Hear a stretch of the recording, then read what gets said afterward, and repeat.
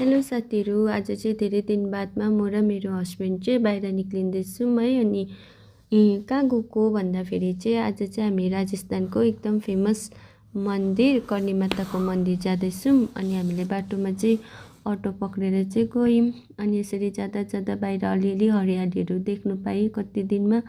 अनि यसरी जाँदै थिएँ, कस्तो डेन्जर जाडो थियो है। धुप पनि आज कम्ती थियो, घाम पनि कम्ती लागेको कारणले चाहिँ ज्याकेटको टोपी लगाएँ मैले त हतार हतार।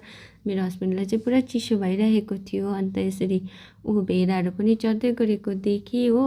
अनि तपाईँलाई थाहै छ राजस्थानको चाहिँ फेमस अब उट हो होइन यहाँको। अन्त उट पनि अब देख्नु पाउँछु होला भनेर भिडियो गर्दै गर्दै जाँदै थिएँ। साँच्ची नै परबाट यसो हेरेको त एउटा उट आउँदै रहेछ।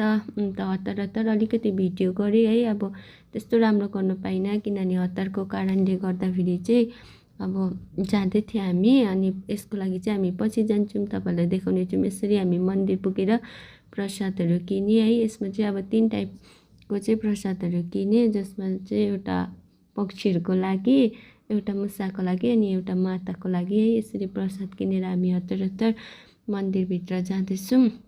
जाँदा जाँदै चाहिँ हामीले भिड छ भनेको चाहिँ सुने बाटोमा। अन्त गयो हामी जाँदा जाँदा त्यहाँ मन्दिरभित्र पसेको त पुरा भिड रहेछ, बाहिरैदेखि पुरा लाइन रहेछ। अन्त हामी पनि लाइनमा बसेँ। आम्मामा हेर्नुहोस् न पर मन्दिर छ है। हामी बाहिर लाइनमा बसिरहेको छौँ। यसरी टर्न पर्खिँदा पर्खिँदा पर्खिँदा लाइन बिस्तारै बिस्तारै भित्र जानु थाल्यो है। बाहिर 1 घन्टा जस्तो हामी लाइनमा बसेँ। अन्त यहाँ मन्दिरको चाहिँ अब खासियत के छ भन्दाखेरि चाहिँ अब साथीहरू यहाँ चाहिँ अब मुसा रहेछ है। यसमा चाहिँ अब कोबा भन्दै रहेछ।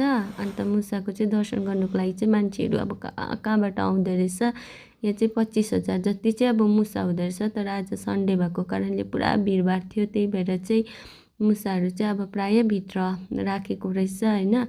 अन्त यहाँ चाहिँ अब मन्दिर दर्शन गर्नुको लागि चाहिँ कहाँ कहाँबाट ठुलो ठुलो मन्त्रीहरू प्रधानमन्त्रीहरू पनि आउँदो रहेछ नि त राजस्थान आएको बेलामा दर्शनको लागि।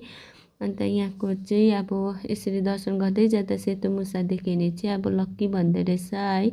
अन्त हामीले यसरी हल्का दर्शन गर्दै गर्दै भित्र गएँ। अहिले चाहिँ अब यहाँ चाहिँ अलिअलि मुसा मात्रै देख्दैछ है। अरू बेला चाहिँ अब यहाँ ड्याम ड्याम हुन्छ। सबै मुसाहरूलाई चाहिँ यतापट्टि हालेर चाहिँ बन्द गरिदिएको रहेछ आज चाहिँ हो। अब ज्यादा भिडभाड भएर कुल्चिन्छ भनेर, कुल्चिनुहरू हुँदैन नि त। अन्त यहाँ हेर्नुहोस् न, अब हामीले पनि अलिअलि दर्शन गर्दै अनि बाहिर निक्ल्यौँ। यसरी हामीले दर्शन गरेर चाहिँ आजको मन्दिरको दर्शन भइसक्यो। अनि बाहिर निक्लेँ। यसरी हामी साथीहरू गएको, तपाईँहरू पनि घरमा बसी बसी माताको दर्शन गर्नुहोला। अनि कुनै बेला आउनुहोस् होला।